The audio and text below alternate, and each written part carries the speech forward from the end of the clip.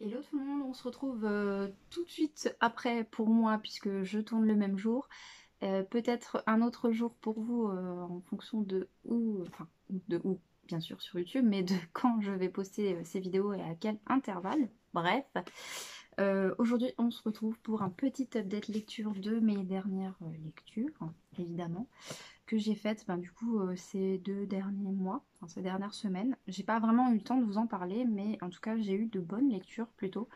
Et en ce moment, alors pour certains ça va paraître peu de lecture, mais pour moi c'est un rythme. Alors je suis désolée, le soleil a l'air de hyper bouger, de bouger assez, assez régulièrement. J'ai l'impression que la lumière change tout le temps. Je filme en lumière naturelle alors j'espère que ça vous va. Bref, on s'en fout trop de digression. Bref, tout ça pour dire que voilà, j'ai du coup 1, 2, 3, 4, 5 livres à vous présenter si j'en ai pas oublié. Mais du coup 5 livres en peut-être 8 semaines je pense que j'ai pas filmé. Pour moi c'est un bon rythme de lecture parce que du coup voilà, j'étais un peu désorganisée avant, du coup je ne trouvais pas le temps de lire. Et maintenant je prends le temps vraiment de déconnecter de mon portable et des réseaux sociaux aussi pour prendre du temps pour moi. Et mon Dieu, qu'est-ce que ça fait du bien. Vous devriez essayer, vraiment. Bref, on commence du coup avec Vivre avec moi pour faire de la place à l'essentiel de Vicky Payer, créatrice du blog Vivre avec moi. Alors, c'est un livre qu'on m'a offert à Noël, donc c'est Chloé, ma meilleure amie, qui me l'a offert. Il était sur ma wishlist depuis un petit moment. Vicky Payer, c'est une youtubeuse et blogueuse et instagrammeuse. Elle est un peu sur toutes les plateformes que j'aime beaucoup suivre. Je suis tombée dans le minimalisme. J'ai toujours des problèmes d'élocution, c'est impossible ça. Dans le minimalisme grâce à elle et ensuite dans le développement personnel par ce genre de vidéos. Je suis tombée sur ces vidéos en fait en essayant de trouver un peu les manières d'économiser un peu de l'argent puisque comme je vous l'ai dit dans une précédente vidéo, j'ai eu un peu des soucis au niveau financier qui m'ont fait un peu revoir ma gestion de tout ça. Et du coup, voilà, j'ai commencé à m'intéresser à ce genre de choses. Et donc, elle a écrit un livre où, en fait, elle explique son cheminement qui l'a amené vers le minimalisme et du coup à la sécurité, à la liberté financière actuelle. Faut savoir que Vicky, en fait, c'est une personne qui était surconsommatrice de mode, de tout ce qu'on peut consommer aujourd'hui. En fait, les chaussures, la mode, le coiffeur, tout. Et du coup, elle a été endettée de, je crois, 16 000 $. Parce qu'en fait, elle est canadienne. 16 000 $, je crois, en étant hyper jeune. Je sais plus quel âge elle a. Je crois qu'elle a même pas 30 ans. Et du coup, elle explique son cheminement. Elle est arrivée à un point où quand elle a dépassé ses 16 000 $ de dettes, en fait, elle s'est dit, oh purée, faut que je fasse quelque chose, faut que je change Je veux plus de ces dettes, je veux plus aller travailler, passer autant d'heures au travail à la sueur de mon front pour rattraper toutes mes dettes et finalement ne pas vivre correctement. Et du coup, elle est hyper inspirante. Elle a plein de petites astuces, elle dévie aussi un petit peu, elle mêle minimalisme et éco-responsabilité, si on peut dire comme ça, environnement. Alors, son bouquin, j'avais envie de le lire parce que vraiment je trouve qu'elle est hyper inspirante comme nana. Et voilà, elle essaye de nous guider à travers toutes les étapes que elle, en fait, elle a dû endurer. Et ce que j'ai beaucoup aimé, c'est qu'il y a une partie perception des autres du minimalisme en fait. Déjà, autour du minimalisme, il y a plusieurs définitions. Le minimaliste, c'est pas forcément quelqu'un qui vit dans une pièce toute blanche, avec aucune décoration, avec à peine 10 objets à mettre dans un sac à dos. Il y en a qui sont comme ça et c'est un peu, on peut dire que peut-être c'est un peu du minimalisme extrême, mais en tout cas, la plupart des gens ne sont pas capables, et moi non plus, de réduire mes possessions à si peu. Personnellement, je me sens pas capable, même si je fais des efforts, je me sens pas capable de réduire mes possessions à un sac à dos. Impossible pour moi. Ne serait-ce que pour mes bouquins, c'est impossible. Mais voilà, elle est hyper inspirante parce que elle donne aussi le rapport à autrui, en fait, le fait de comment est perçu le minimalisme par les autres, par votre entourage, quand vous décidez d'amorcer cette démarche, en fait. Alors moi personnellement j'ai commencé à trier, et le déclic est venu du livre de Francine Jay. Alors je regarde là-bas parce qu'il est rangé là-bas, je sais pas, c'est un... voilà, c'est comme ça. C'est Le bonheur est dans le peu de Francine Jay. C'est par ce livre que tout a commencé en fait. Et je sais pas si vous vous souvenez de ma pièce d'avant, quand je filmais avant, où j'avais 6 bibliothèques derrière moi avec plein de petits goodies, de pop, de machin. Rien que mes unboxings d'avant, je sais que ça passionne beaucoup de gens. Mais du coup, je suis passée à l'étape suivante. Je me suis dit, est-ce que ce sont mes possessions qui me définissent? Alors, ça a l'air très ennuyant dit comme ça, mais moi, c'est un truc qui me passionne en fait. Je me suis dit, est-ce que le fait de posséder cette petite figurine de plus dans ma collection de centaines de figurines, ça va me rendre vraiment heureuse? Est-ce que l'argent que je mets dans cette petite figurine, je préférerais pas le mettre ailleurs finalement? Et voilà, ça amène énormément de questionnements. Et du coup, quand vous amorcez un peu cette démarche d'être un petit peu moins matérialiste, alors j'arrive pas à le faire avec tout, hein. Les livres, j'ai du mal, même si je lâche un peu du lest, on va dire. Mais voilà, les gens après pensent que vous êtes soit radin, parce que du coup vous essayez de dépenser moins pour d'objectifs plus importants, futurs, parce que c'est aussi focalisé beaucoup sur l'épargne. Mais voilà, ils pensent soit que vous êtes radin, soit que on vit qu'une fois. Alors, si tu as envie de t'acheter une paire de chaussures à 200 balles, fais-le. C'est une manière de... Voilà, une vision des choses que moi, maintenant, je partage un peu moins. Alors oui, on vit qu'une fois, et oui, mon compte épargne, je vais pas l'amener dans la tombe, mais je me dis, si je veux vivre ma vie pleinement, et si je veux pas... Alors, j'aime bien dire ça, mais c'est vrai que j'ai toujours été spectatrice de ma vie, en fait. J'ai des rêves, vous voyez, je rêve de beaucoup de choses, des choses qui paraissent plutôt banales pour la plupart des gens, mais voilà, je vais pas vous dire mes rêves là parce que c'est plutôt personnel, mais voilà, j'ai certains rêves que j'ai envie de réaliser, et en fait, quand le pire, c'est de se comparer aux autres. Quand vous voyez ça chez les autres, vous ne pouvez pas vous empêcher d'être envieux. Si vous y arrivez, très bien. Mais voilà, moi j'ai eu beaucoup de mal avec ça. Je me dis, ah ben voilà, moi je travaille tous les jours, mais j'arrive pas à partir en vacances ou ce genre de choses en fait. Et en fait, c'est juste une manière de percevoir la vie. C'est pas en gagnant plus que vous allez pouvoir mettre plus de côté.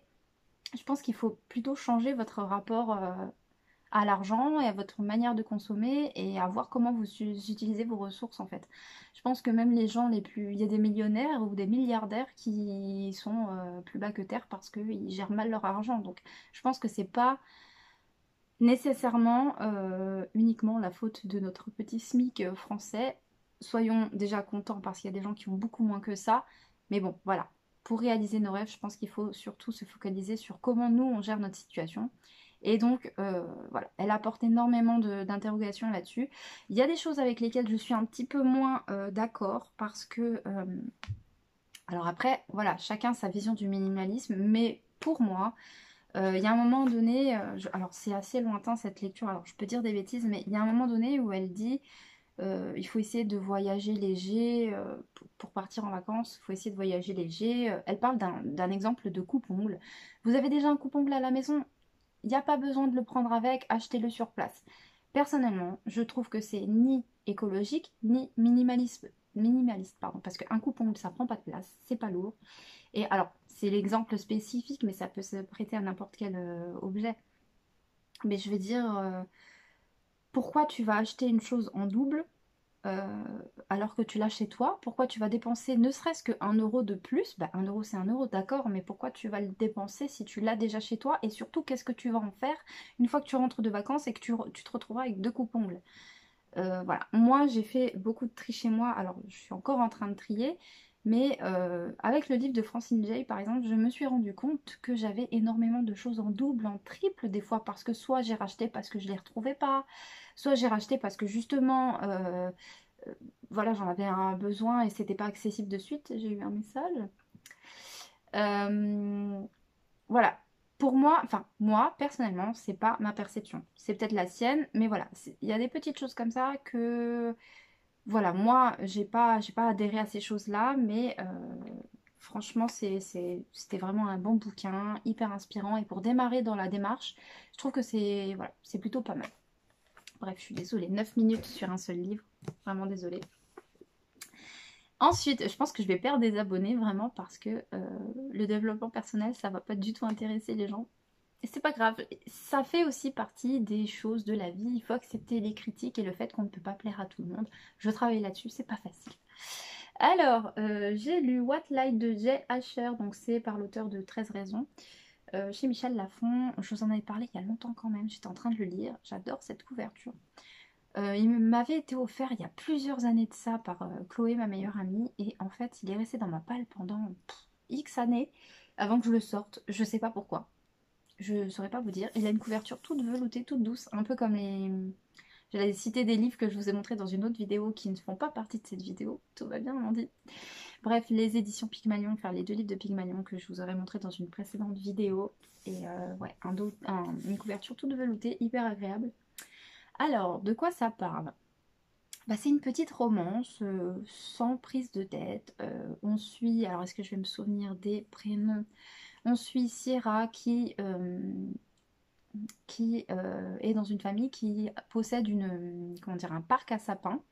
Ils sont dans deux régions différentes. La plupart du temps, ils sont dans une région. Je ne sais plus laquelle, ne me dites plus.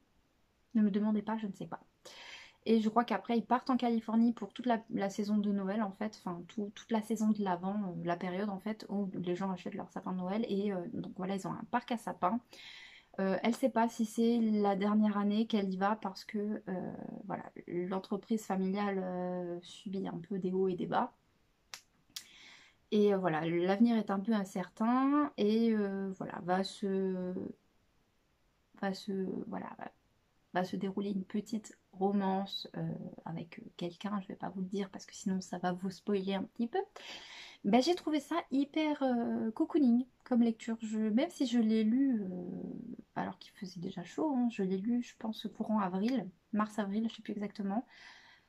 Bah, ça m'a pas dérangé. Oui, ça aurait bien été pendant la période hivernale, mais finalement c'était parfait comme ça. Et ça m'a fait du bien en fait de lire ça, de faire une petite pause un peu romance.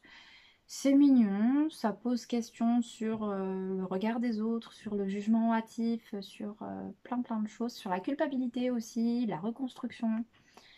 Euh, voilà, plutôt pas mal. J'ai pas grand chose d'autre à en dire, ça se passe assez rapidement en fait. Donc après, ça va pas être une lecture qui va rester indélébile, pardon, dans mon esprit, mais j'ai passé un excellent moment. Et puis bon, il est pas tout récent parce que du coup, je l'ai laissé pas mal d'années dans ma pile à lire, mais 2016. 2016, je regrette pas du tout de l'avoir lu, ça m'a fait vraiment une petite pause lecture sympathique. Ensuite, j'ai lu un thriller. Les thrillers, vraiment, j'adore ça. Surtout, n'hésitez pas, je suis toujours à la recherche de nouveaux titres à lire. L'étranger dans la maison de Shari Lapena. Je vous avoue que là, tout de suite, j'ai pas de souvenir. C'était quoi l'histoire? Hum, hum, hum. Je suis en train de relire, hein. Alors, que dire de ce bouquin? C'était plutôt pas mal. C'est pas le meilleur thriller de ma vie. Clairement, il y a eu des longueurs. Il y a eu un peu des... C'était prévisible en fait, c'est ça qui est dommage. Je m'attendais à un truc de ouf, à un rebondissement de ouf. Et en fait, c'est prévisible en fait. On sent... La manière dont est construit le récit, on sent que hop, la situation va s'inverser et en fait on le voit venir. C'est ça qui est dommage. Alors ici on suit un couple, donc c'est Karen et Tom qui vivent dans un petit pavillon voilà, classique. Et donc c'est quoi l'histoire? Karen a un accident de voiture. Je vous dis, j'essaye de vous dire, de vous en dire, mais pas trop pour pas vous spoiler. Euh, Alors, donc Karen a un accident de voiture et elle perd la mémoire et il va y avoir un meurtre, de qui je ne vais pas vous dire, et Karen va être accusée. Et donc tout le récit se construit autour de ça. Il y a quand même plutôt des longueurs. Franchement, il y a des passages où ouais, c'est hyper long. J'ai pas eu comment dire? Cet engouement en fait propre au thriller où vraiment vous avez la boule au ventre, vous vous dites mais qu'est-ce qui va se passer? Ouais, c'était une bonne lecture. Je pense que je lirai d'autres de cet auteur. Par contre, ouais, c'est pas le meilleur des thrillers. Après coup, j'ai eu le temps de laisser reposer la lecture dans mon esprit. Ça m'a fait penser à un autre bouquin sur certains aspects. J'ai soupçonné des gens qui en fait ne l'étaient pas, mais bon, voilà, c'est le propre de thriller. Je vous conseille quand même de lire, ça peut vous plaire, mais voilà, ça restera pas indélébile dans mon esprit, ça c'est clair. Après, cet auteur a fait pas mal de thrillers, donc à voir s'il y en a un autre qui me parle plus, mais là vraiment, ouais, je suis pas non plus hyper. Voilà, j'ai quasiment plus souvenir pour vous dire, donc c'est dire si ça m'a marqué. Ensuite, j'ai lu sur ma liseuse Le secret le plus sombre de Carla Buckley. Alors, je vais essayer de ne pas vous montrer le reflet. Ce bouquin, plutôt pas mal. Quelques longueurs aussi, mais pas du tout du même genre que le livre précédent. On suit les prénoms Eve, qui est maman d'un petit garçon qui s'appelle Tyler, je crois. Qui est atteint d'une maladie des enfants de la Lune, je crois. C'est un nom spécifique et scientifique et je me souviens pas du tout, je suis désolée. En fait, il peut pas être en contact avec la lumière du jour, avec tout ce qui est lampe à UV, ce genre de choses. Il doit vivre cloîtré en fait. Et donc c'est hyper intéressant parce que à la fois on apprend à connaître une maladie en fait personnellement j'ai jamais côtoyé quelqu'un qui avait cette maladie. Je pense que c'est vraiment une maladie plutôt rare quand même. Et du coup ça a enrichi un peu mes connaissances là-dessus parce que du coup je ne savais pas du tout comment ça se passait pour ces enfants, ces personnes-là qui sont atteintes de cette maladie. Il faut savoir qu'il y a une espérance de vie plutôt faible, je crois, enfin plutôt faible.